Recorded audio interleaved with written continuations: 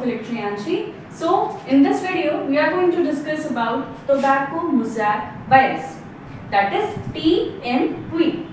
Okay, so in previous videos we have already discussed about tobacco mosaic viruses. कई बार हमने पढ़ा है, ठीक है, इसका नाम तो कई बार आया है, लेकिन वायरसेस की डिस्कवरी जो हुई वो TMV से ही हुई।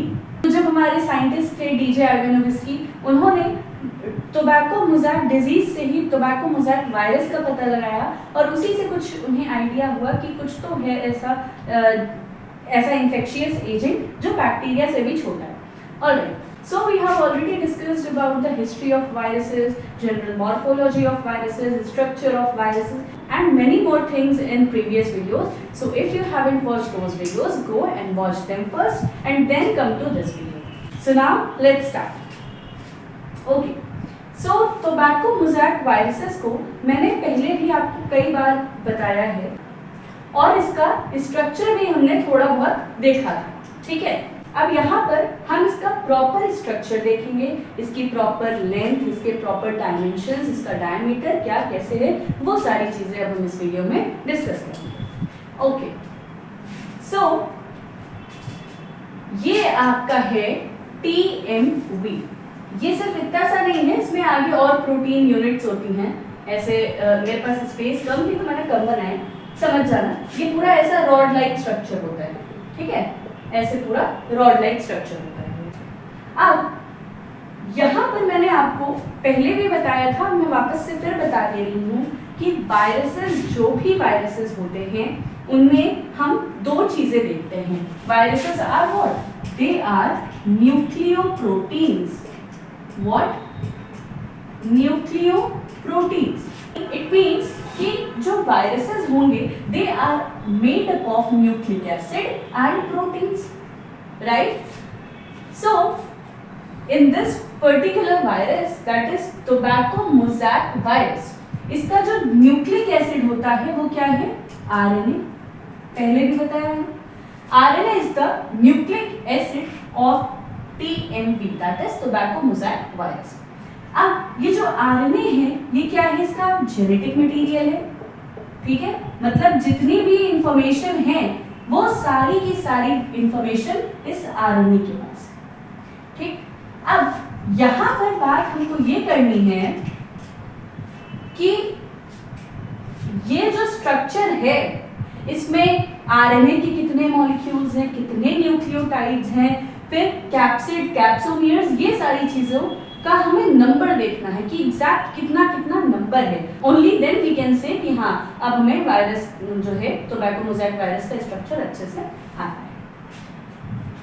फिर से एक बार बता दे रही हूँ, इसका जो कोर होता है that is made up of RNA, that is genetic material, and genetic material जो होता है it is surrounded by protein.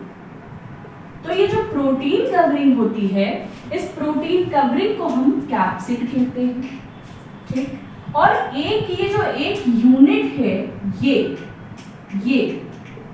इस एक यूनिट को हम कैप्सोमियर कहते हैं। ऑलराइट, अब यहाँ पर हम पर्टिकुलरली TMV को देखने जा रहे हैं। थोड़ा बहुत मैंने आपको और बता दिया। अब देखिए, ये जो RNA है, ये जो RNA हेलिक्स है ये इसकी कोर है, एंड RNA हेलिक्स और जेनेटिक मटेरियल के बीच में ये देखिए ऐसे थोड़ा सा lumen, that is free space type की चीज है, कुछ ये खाली स्पेस है, आप ऐसा इसको बोल सकते हैं। तो यहाँ पर ये क्या है? सेंट्रल ल्यूमेन प्रेजेंट है, ओके। फिर ये जो आपका RNA हेलिक्स है it is surrounded by protein coverings. Protein covering जो है एक पर्टिकुलर, अगर हम एक प्रोटीन कवरिंग की बात करें इसकी, तो ये क्या है? कैप्सोमियर है। अगर हम पूरी कवरिंग की बात करते हैं तो उसको हम कैप्सिड कहते हैं और उसकी एक सिंगल यूनिट को हम कैप्सोमियर कहते हैं। ऑलराइट, अब यहाँ पर हम थोड़ा सा इसके डायमेंशंस की तरफ मूव कर रहे हैं, ये फटाफट से हम देख लेते हैं। तो first line say that it is a rod like structure, पता है। देन अब अगर हम इस पूरे TMV की लेंथ की बात करें तो ये है अबाउट 3000 लैम्डा। यूनिट कौन सी है? लैम्डा। ये जो यूनिट है इसको हम क्या कहते हैं? लैम्डा। ठीक है, इसको हम क्या कहते हैं? लैम्डा। अब लैम्डा की वैल्यू कितनी होती है? So 1 lambda is equals to 10 raised to the power -9 metres. ठीक है, अगर हम 10 raised to the power 9 metres की बात करें तो वो 1 नैनोमीटर हो जाता है, बट अगर हम -9 की बात कर रहे हैं तो वो लैम्डा है। ऑलराइट, तो यहाँ पर इसकी जो लेंथ है, मतलब ये पूरा ऐसे इसकी जो लेंथ होगी पूरा, वो कितनी होगी? 3000 लैम्डा। सोचो कितना छोटा है ऐसे, 3000 लैम्डा। इट्स नॉट 3000 मीटर और लाइक दैट। ठीक है, लैम्डा मतलब कि 10 raised to the power -9 metres. ठीक, तो कितना छोटा होगा ये वायरस आप यहाँ पर एज्यूम कर सकते हैं। देन इसका जो डायमीटर होता है ये कितना होता है? 170 लैम्डा। याद रखते चलना, इसकी जो पूरी लेंथ है वो 3000 लैम्डा है, डायमीटर 170 लैम्डा। देन अगर हम पूरे वायरस के मॉलिक्यूलर वेट की बात करें, पूरा वायरस 3000 लैम्डा जो लेंथ में है और 170,000 लैम्डा जो डायमीटर में है, इसका मॉलिक्यूलर वेट कितना है? कितना भारी है ये? Then it is 4 lakh. अब भाई हमने लेंथ की यूनिट बताई, हमने डायमीटर की यूनिट बताई कि लैम्डा होती है। Well and good, molecular weight के आगे कोई यूनिट नहीं लिखी है। There is no unit of molecular weight. तो अगर आपसे कोई मॉलिक्यूलर वेट पूछे कि पूरे टीएमवी का मॉलिक्यूलर वेट क्या है, then it is 4 lakh only, no unit. Okay, तो ये हो गया पूरा थोड़ा सा ऊपर का स्ट्रक्चर कि पूरा जो टीएमवी है, इसकी जो लेंथ है वो कितनी है? फटाफट से बताओ। देखो 3000 लैम्डा। इसका डायमीटर कितना है? 170 lambda. Very good. Then molecular weight, पूरे टीएमवी का मॉलिक्यूलर वेट, पूरे टीएमवी का मॉलिक्यूलर वेट अगर मैं कह रही हूँ तो उसमें प्रोटीन का भी, उसमें आयरन भी, उसमें सेंट्रल ल्यूमेन भी, सारी चीजें इंक्लूडेड हैं। ठीक, तो पूरे टीएमवी का मॉलिक्यूलर वेट कितना है? 4 लाख। डन। अब हम आ जाते हैं पर्टिकुलर कैप्सोमियर पर। ठीक, कैप्सोमियर पर आ जाते हैं। तो ये जो एक कैप्सोमियर बता रही हूँ आपको, कितने मैंने कैप्सोमियर्स बता रही हूँ। ठीक है, तो एक ये जो यूनिट है प्रोटीन की, इसको हम कैप्सोमियर कहते हैं। अब एक टीएमवी में आपके पास 2130 कैप्सोमियर्स होते हैं। कितने? 2130 capsomeres are there in 1 TMV. और जितने भी ये कैप्सोमियर्स हैं, दे ऑल आर आइडेंटिकल। जितने भी कैप्सोमियर्स हैं वो सेम प्रोटीन यूनिट से मिलकर के बने हुए होते हैं। ओके, अब यहां पर made of long chain of 158 amino acids. Let me clear one thing, पहले भी मैंने बताया है, फिर से मैं बता रही हूं कि न्यूक्लिक एसिड एंड डीएनए और आरएनए दे आर बायोमॉलिक्यूल्स। ठीक है, तो प्रोटीन जो होता है, प्रोटीन आपके अमाइनो एसिड से मिलकर के बना हुआ होता है। ठीक है, so A is the short form of amino acids. ये लिखना नहीं ए, मेरे पास स्पेस नहीं थी, that's why I am writing A, otherwise you will have to write amino acids, amino या एमिनो व्हाटएवर एसिड्स। ठीक है, तो ये एमिनो एसिड्स होते हैं। तो जितने भी प्रोटीन्स होते हैं आपके, ये एमिनो एसिड से मिलकर के बने हुए होते हैं। मतलब long chain of amino acids एक प्रोटीन का फॉर्मेशन करती है। उसके बाद में न्यूक्लिक एसिड होता है, दैट इज डीएनए और आरएनए। डीएनए और आरएनए ये भी आपके बायोमॉलिक्यूल्स हैं। अब इनकी भी फर्दर स्मॉलर यूनिट्स होती है जिसको हम कहते हैं न्यूक्लियोटाइड। न्यूक्लियोटाइड, ठीक है। अब एक आरएनए का जो मॉलिक्यूल होता है या डीएनए का जो मॉलिक्यूल होता है वो 3 चीजों से मिलकर के बना हुआ होता है। कौन सी है वो 3 चीज? Sugar, phosphate group, sugar phosphate and nitrogenous base. तो ये 3 चीजों से मिलकर के आपका न्यूक्लिक एसिड बना हुआ होता है। अब अगर ये डीएनए है तो यहाँ पर डीऑक्सीराइबोज शुगर होगी, और अगर आरएनए है तो उस केस में राइबोज शुगर प्रेजेंट होगी। ऑलराइट, तो ये थोड़ा सा बेसिक है, पता होना चाहिए, बट अगर नहीं पता है तो वापस से मैं बता दे रही हूँ, सुनो। Nucleic acid and proteins, they are biomolecules. Nucleic acid की जो स्मॉलर यूनिट होती है उसको हम न्यूक्लियोटाइड कहते हैं। It means that various nucleotides join together to form one single molecule of DNA or RNA, that is nucleic acid, ठीक है। अब ये जो न्यूक्लियोटाइड होता है it is made up of 3 things: sugar, then phosphate group and then nitrogenous base। Very good. अब ये जो अगर डीएनए है तो उसमें जो शुगर प्रेजेंट होगी that would be deoxyribose sugar, and if it is RNA then ribose sugar is present, ठीक। अगर हम प्रोटीन्स की बात करें तो proteins are made up of amino acids. So various amino acids group together to form a single unit of protein. तो ये एक बेसिक सी चीज है जो आपको पता होनी चाहिए। तो यहां पर लिखा हुआ है, मुझे बार बार इरेज करते टाइम मुझे लग रहा है कि मेरा ये स्ट्रक्चर भी इरेज हो जाएगा, but no worries at all. Okay, so capsomere, coming back to the point, so capsomere जो है वो बना हुआ है 158 अमीनो एसिड से मिलकर के। मतलब each, what is it each? एक कैप्सोमियर में 158 ऐसे 158 अमीनो एसिड्स प्रेजेंट है। मॉलिक्यूलर वेट जो है बच्चे वो कितना है? 18,000। Again there is no unit of molecular weight. Done. Then अब हम आ जाते हैं आरएनए मॉलिक्यूल पर। अभी हमने देखा कैप्सोमियर्स, अब हम आ गए आरएनए मॉलिक्यूल। तो अभी मैंने जस्ट बताया कि न्यूक्लिक एसिड किससे मिलकर के बना है, फटाफट से। Very good, nucleotide. So it is made up of nucleotide। कितने न्यूक्लियोटाइड? 6000 न्यूक्लियोटाइड्स।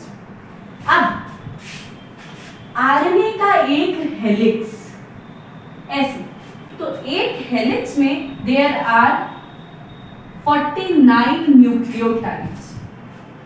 नहीं समझ आ रहा, थोड़ा सा कॉम्प्लिकेटेड हो रहा है, आई नो, क्योंकि यहाँ पर वैल्यूज हैं और आपको ये याद रखना है स्ट्रक्चर का मतलब भी क्या हुआ, उसकी लेंथ, उसका वेट, उसका मॉलिक्यूलर वेट, यही सब हमको देखना है। स्ट्रक्चर है इसलिए आपको ये थोड़ी सी चीजें याद रखनी होगी।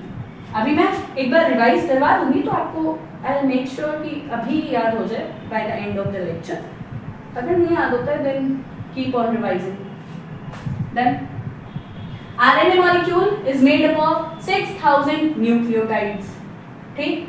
एक हेलिक्स ऑफ आरएनए में 49 न्यूक्लियोटाइड्स। आया समझ, ठीक। अब आ जाओ प्रोटीन वर्सेस न्यूक्लिक एसिड का जो रेशियो होता है, तो प्रोटीन हमेशा 90 to 95% जो है वो प्रोटीन ही है आपके वायरस में।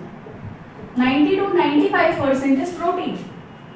बचा जो 5 to 10% वो होता है आपका न्यूक्लिक एसिड। डन। तो यहाँ पर प्रोटीन और न्यूक्लिक एसिड का जो रेशियो है, एग्जैक्ट रेशियो को देख लो कितना है। 94.4% is your protein and 5.6% is nucleic acid. Means protein covering है जो वो बहुत ज्यादा है as compare to nucleic acid. Nucleic acid का काम क्या है भाई? वो क्या करेगा? वो अपने अंदर इंफॉर्मेशन स्टोर करके रखेगा ताकि वो नेक्स्ट जनरेशन में वो इंफॉर्मेशन पहुंचा सके।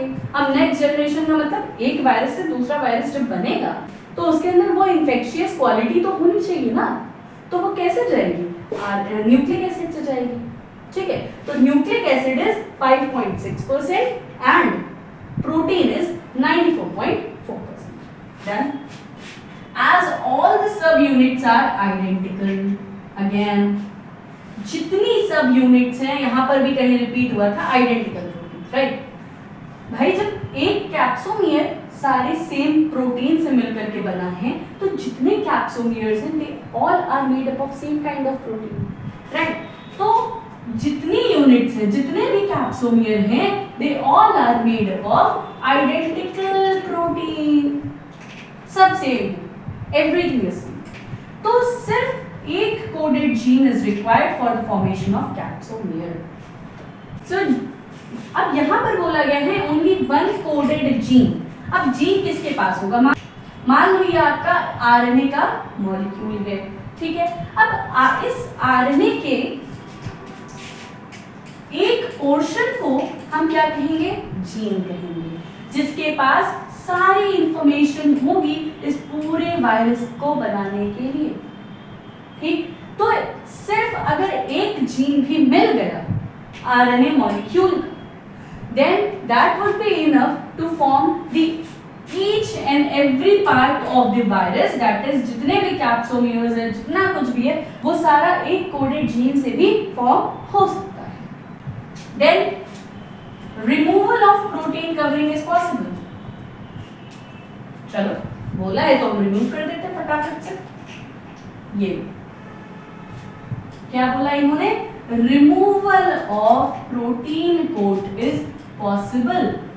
मींस अगर सिर्फ आरएनए का सिंगल मॉलिक्यूल भी है तब भी वो इन्फेक्टिव इन नेचर रहेगा, क्योंकि सारी इंफॉर्मेशन उस आरएनए के पास ही है। ठीक, तो protein is just a covering, उसका एज सच कोई रोल है नहीं, बस वो कवर कर रहा है जेनेटिक मटेरियल। बट जितना इन्फेक्शियस नेचर है वो किस पे है? आरएनए के पास। तो even after the protein covering is remove, virus या जो ये आरएनए मॉलिक्यूल है, it would be infectious in nature no matter that naked RNA can infect plant and can synthesize protein covering। भाई सारी बार बार एक चीज रिपीट कर रही हूँ, जेनेटिक मटेरियल, आरएनए क्या है?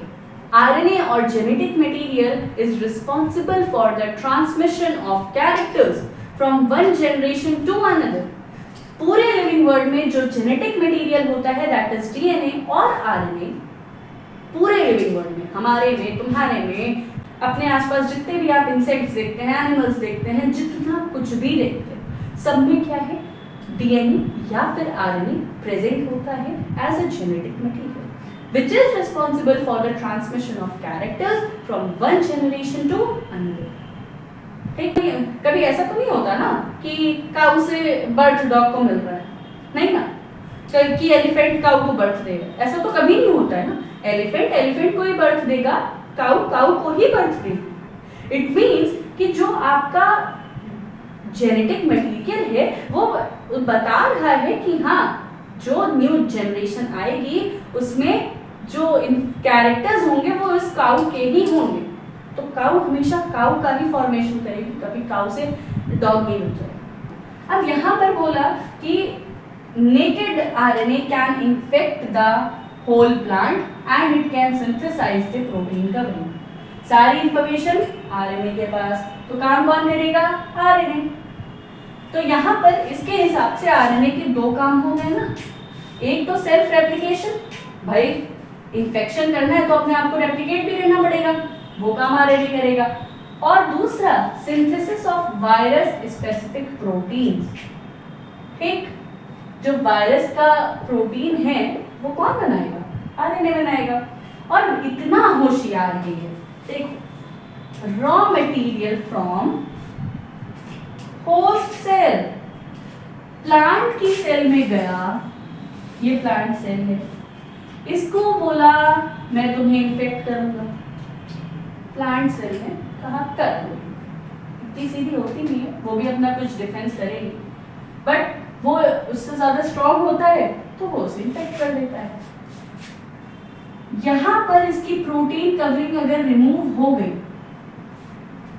गई, जब ये गया सेल के अंदर, अब प्लांट को लगा कि चलो भाई प्रोटीन कवरिंग तो रिमूव हो गई, थोड़ा सा हमें प्रोटेक्शन मिल जाएगा, हो सकता है इतना इन्फेक्शियस नेचर का ना हो, बट इसने बोला भाई सारी इंफॉर्मेशन तो मेरे पास ही है, ये आरएनए का एक सिंगल मॉलिक्यूल है, आरएनए हेलिक्स है, ये आरएनए हेलिक्स या फिर आरएनए का स्ट्रैंड जो भी हो, ठीक है।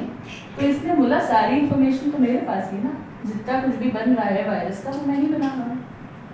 तो इसने क्या करा, होस्ट सेल की मशीनरी यूटिलाइज करी, जितना चीज रिक्वायर्ड है for the synthesis of protein उसको होस्ट सेल का ही ले और फिर अपने आसपास प्रोटीन कवरिंग बनाए। देख रहे हो इसका मैकेनिज्म, क्या किया, होस्ट सेल को इन्फेक्ट किया, एक सिंगल नेकेड वायरस ने, नेकेड आरएनए हेलिक्स ने जाकर के होस्ट सेल को इन्फेक्ट किया, और उसके बाद होस्ट सेल की ही, होस्ट सेल कौन है यहाँ पर, टोबैको प्लांट की एक सिंगल सेल है जहां पर वो इन्फेक्शन कॉज करने गया है, वो है होस्ट सेल उसकी, ठीक। तो नेकेड गया वो और उसने बोला मैं अपनी प्रोटीन कवरिंग बनाऊंगा, तो अब प्रोटीन कवरिंग के लिए वो कोई सामान तो ले नहीं गया था, तो होस्ट सेल की ही मशीनरी से, होस्ट सेल से ही अपना जितना रॉ मटेरियल चाहिए था प्रोटीन सिंथेसिस के लिए उसको ले लिया और अपने ऊपर फटाफट से प्रोटीन रख लिया। डन। तो ये था आपके वायरस का षड्यंत्र, पहले नेकेड गया, प्रोटीन कवरिंग होस्ट सेल के अंदर बना। डन। एक बार मैं ये सारी चीजें आपको वापस से रिवाइज करवाती हूँ ताकि आप अभी इसको याद कर सकें। पहला, it is a rod like structure. Done.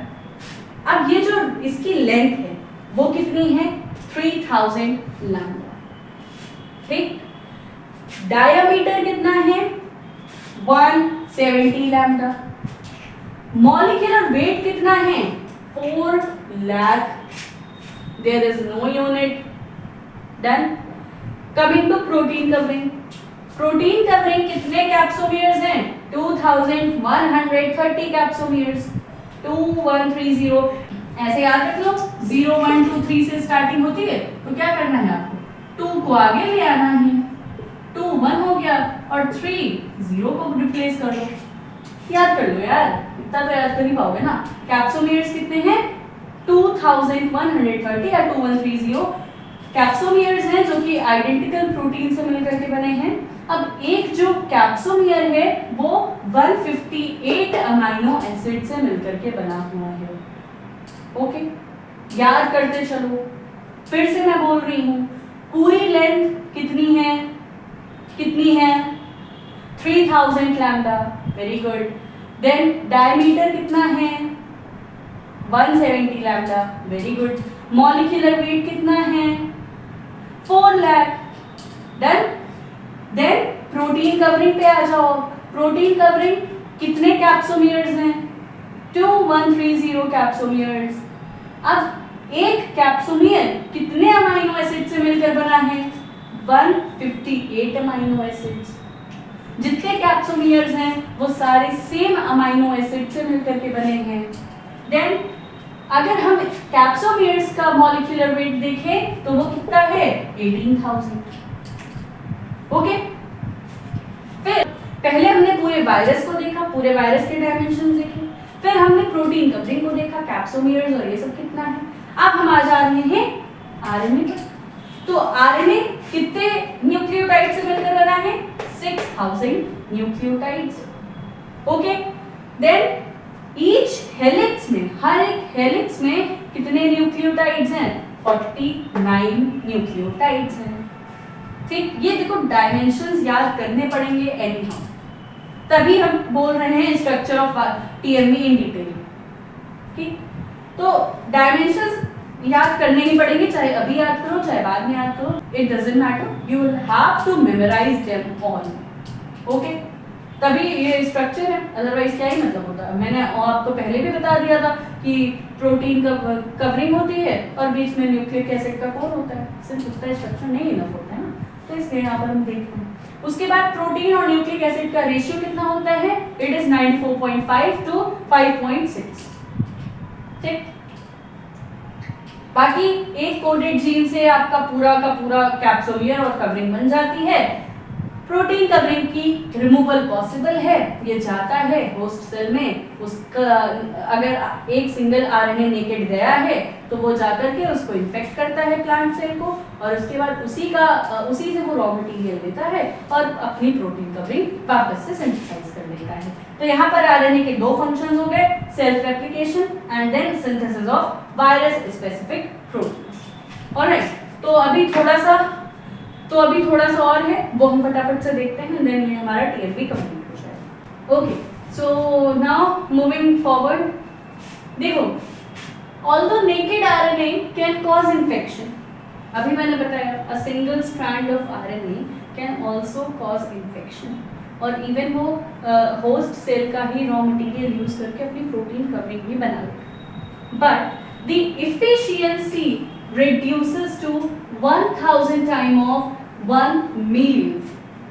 It means अगर पूरा का पूरा वायरस जाकर के इन्फेक्शन कॉज कर रहा है, इट मीन्स उस टाइम पर ज्यादा वो उसकी जो इन्फेक्शियस पावर है वो ज्यादा हो।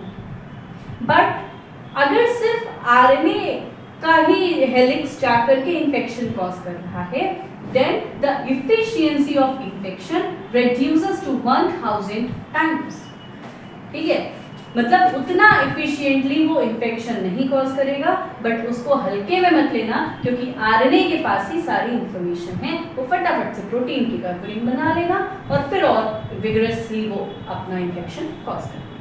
बट यहाँ पर याद क्या रखना है कि हाँ ठीक है, इन्फेक्शन कॉज कर सकता है आरएनए का एक सिंगल मॉलिक्यूल भी, बट उसकी एफिशिएंसी रिड्यूस हो जाएगी। ऑलराइट, विरियन, पूरा का पूरा इन्फेक्शियस वायरस को हम विरियन कहते हैं।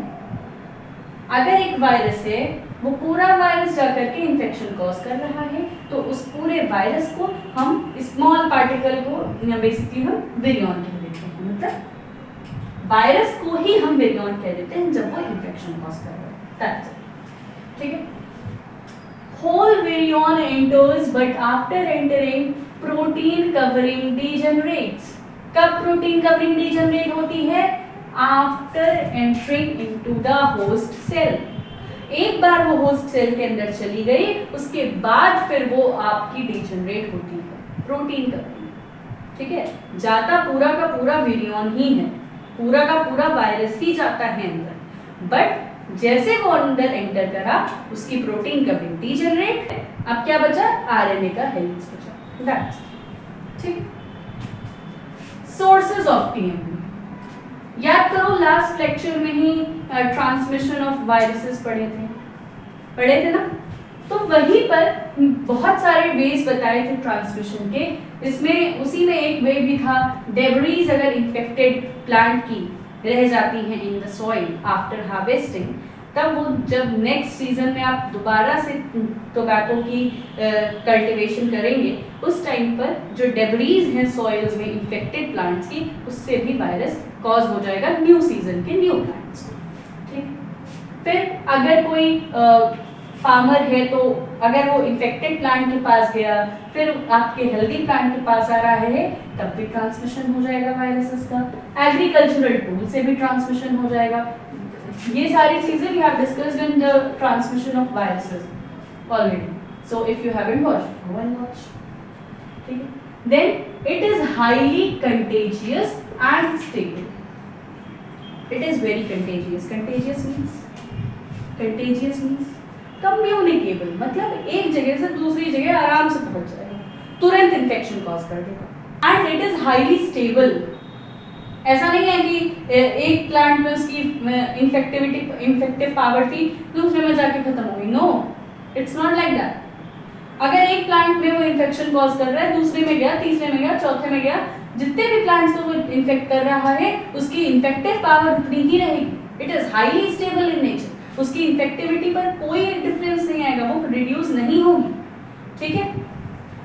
It retains effectivity even after processing of leaves in smoking tobacco.